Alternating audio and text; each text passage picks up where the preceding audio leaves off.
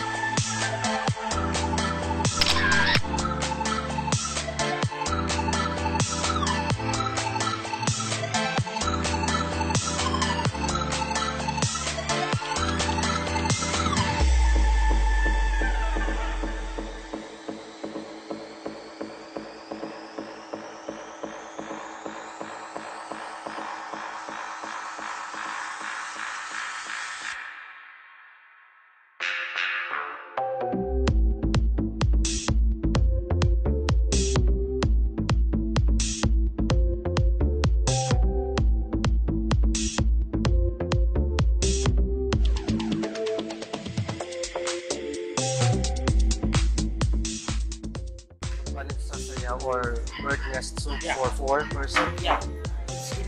We can share that, right? Okay, so One big bowl. okay. Oh, thank you. Order that one. 195. Yeah, Okay, get one. 195, right, babe? 400. Yeah, good for 4 person. Did you ask for Wi-Fi? Wi-Fi problem. Okay, guys, I have here Mr. Ronald. So, are you one of the supervisors? Yeah, one of the staff on the staff. Could you tell me about this bird nest soup, right? Yes. Balinsasayaw. Bird nest soup is a exotic soup that comes from the bird. Called Balinsasayaw. Most expensive soup. Because ang soup na po yan ay kinukuha po ng mga local Palawenyo sa cave para ma-process for soup.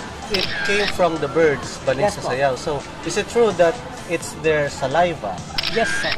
It's contained nest? As from their saliva mismo, and unti-unti nyo pong binubuo ang saliva from little nest. Okay, so I get it. So, the nest is made from their saliva. Yes. And that is what's in that soup, right? Yes, sir. Sure. Okay. And What about the nutritional value? the nutritional value of the bird's nest soup, Chinese people say enhancer. Enhancer? Yeah. Is that for men? Maybe for men, yeah. Like aphrodisia? Yeah, needed the Palawan is called an enhancer for the body strong, become Okay. stronger. Are you the only one who made soup? Yeah, In yes, this sir. town? Yes, sir. Really? Only the Balinsasayaw who have a bird's nest soup. So this is the specialty of Yes, this this is restaurant. specialty, yes. All right. Thank you very much for the interview. We are trying out the Balinsasayaw or bird nest soup in Palawan. Try it out now. How was it? But your face tell me it's not.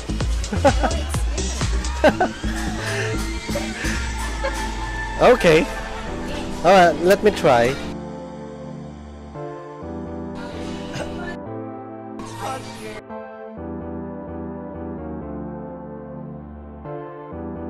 Well, it's okay. How about you? Come on, try it. Sir, this is my second time. Second time.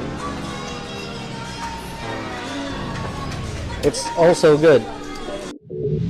Guys, so this is the bird nest soup.